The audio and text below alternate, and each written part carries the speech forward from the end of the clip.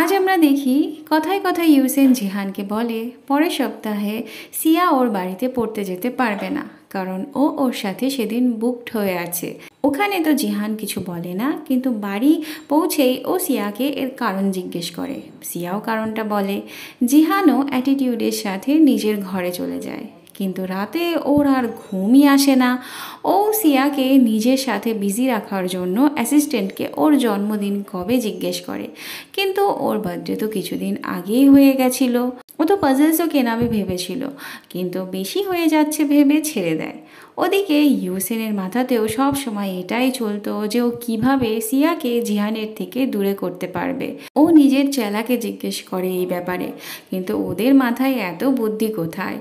ইউসেন দোদোয়ের কাছেও জিজ্ঞেস করে, কিন্তু এই ব্যাপারে ও কোনো কাজের ছিল না। পরের দিন ক্লাসে ম্যাম এসে একটা খারাপ খবর দেন। ওদের একজন ক্লাসমেট হসপিটালে ভর্তি হয়েছিল। তখন সবাই আলোচনা করতে লাগে ওই ক্লাসমেটের সার্জারির জন্য অনেক টাকার প্রয়োজন ছিল। কেউ কেউ তো আবার জিহানকে নিয়েও কথা বলছিল যে জিহান চ্যারিটি পার্টিতে গিয়ে অনেক টাকার অনুদান দিয়েছে। এখন যেহেতু ওদের ক্লাসমেটের সার্জারির জন্য অনেক টাকার প্রয়োজন ছিল, তো সবাই নিজের নিজের সামর্থ্য অনুযায়ী অনুদান দিতে চায়। দোদো এর শুরুটা করে। ওকে দেখে বাকিরাও এগিয়ে আসে অনুদান বাক্সে টাকা দেওয়ার জন্য। ইউসেন ওদের সবার থেকে একটু বেশি টাকাই দেয়। তখন সবার এটা দেখার ছিল যে জিহান কতটা অনুদান দেয়, কিন্তু জিহানও বাকিদের মতোই অনুদান দেয়। তারপর সবাই ওকে নিয়ে সমালোচনা করতে শুরু করে দেয়। কেউ ওর আশেপাশেও ঘেঁষতে চাইছিল না। সারাটা দিন ওকে নিয়েই সবাই আলোচনা করে, ওকে খুব খারাপ নজরে দেখে। সিয়া আর সহ্য করতে পারছিল না। ও জিহানকে সান্ত্বনা দেয়, যা কিছু হয়ে যাক না কেন ওর ওপর ওর পুরো ভরসা আছে। জিহান বলে ও ঠিক আছে, ওর অভ্যাস আছে এরকম পরিস্থিতির মধ্যে দিয়ে যাওয়া, এটা তো কিছুই না। পরবর্তী সিনে আমরা দেখি সিয়াকে উদাস দেখে ইউসেন ওর সাথে কথা বলতে আসে। ওকে উদাস হতে মানা করে। ও জিহানকে নিয়ে উল্টোপাল্টা কথা বলে। ও সিয়াকে জিহানের মতো একজন নিচু মনের মানুষকে নিজের আইডিয়াল ভাবতে বারণ করে, একজন তারকার মতো ওকে মাথায় তুলতে বারণ করে। সিয়া তখন জোরে জোরে কান্না করতে শুরু করে দেয়। এই কারণে যে ওর আগের ডেস্কমেট এখন হসপিটালে ভর্তি ছিল, আর দুই এই কারণে যে ওর বর্তমান ডেস্কমেট সমালোচিত হচ্ছিল। ইউসেন ওকে অনেক বোঝানোর চেষ্টা করে। সিয়া বলে ওরা দুজনই ওর বন্ধু, যদি ওর কিছু হতো ও তখনও এইভাবেই অনুভব করত।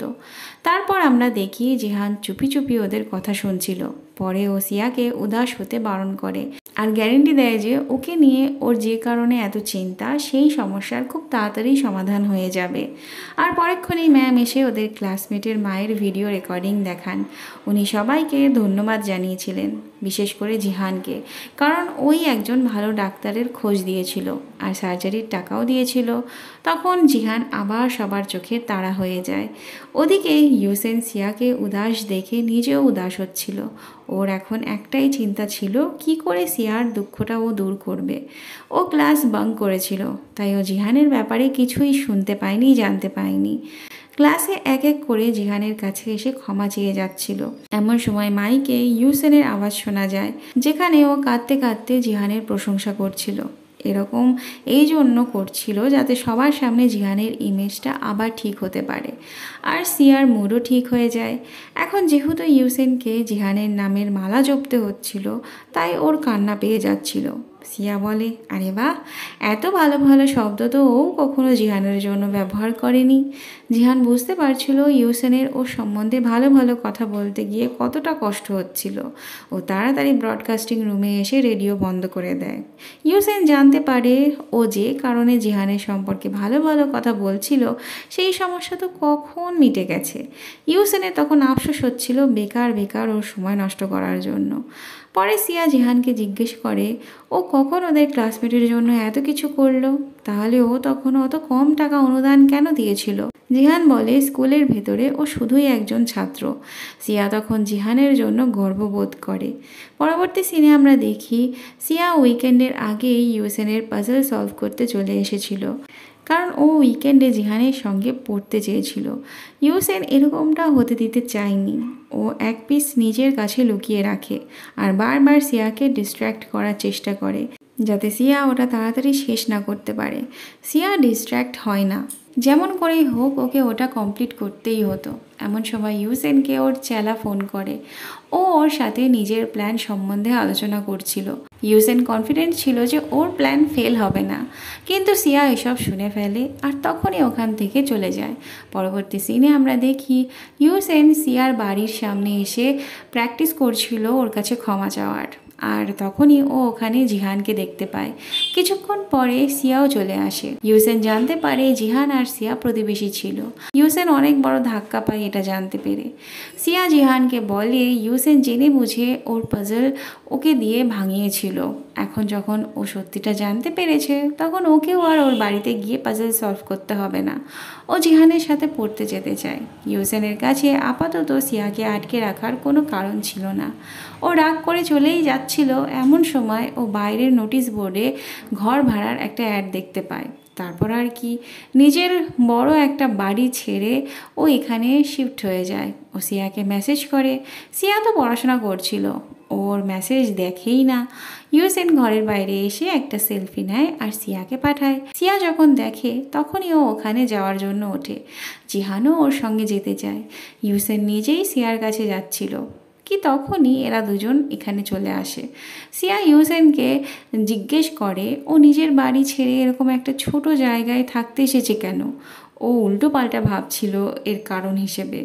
ইউসেন বলে ও শুধুমাত্র সাধারণ মানুষের মতো জীবনযাপন করে দেখতে চাইছিল। সিয়া ওকে এভাবেই ছেড়ে জিহানের সাথে পড়তে যাচ্ছিল, কিন্তু ইউসেন ওকে ইমোশনাল কথাবার্তা বলে নিজের কাছে আটকে রাখে। সিয়া জিহানকে বলে ইউসেনের ঘরটা একটু ঠিকঠাক করে দিয়ে ও যাচ্ছে ওর কাছে। সব হয়ে যাওয়ার পর সিয়া যখন যেতে চায় তখন ইউসেন ওকে নিজের ঘরের এক্সট্রা চাবিটা দিয়ে দেয়। এটা বলে যে যদি কখনো ওর চাবিটা হারিয়ে যায় তখন লকম্যানকে না ডেকে ও ওর থেকে নিয়ে নেবে। সিয়া যখন জিহানের কাছে আসে পড়তে, জিহানের মুড তখন বিগড়েই ছিল। ও সিয়াকে ওর ব্যাগটা দিয়ে নিজের ঘরে চলে যেতে বলে। সিয়া বুঝতে পারছিল না জিহান সময়ের আগেই ওকে বাড়ি পাঠিয়ে দিল কেন। পরের দিনও জিহানের মুড ঠিক হয়নি।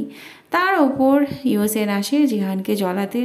কথায় কথায় ও জিহানকে এটা শুনিয়ে দেয় যে ও ওর ঘরের চাবি সিয়াকে দিয়েছিল।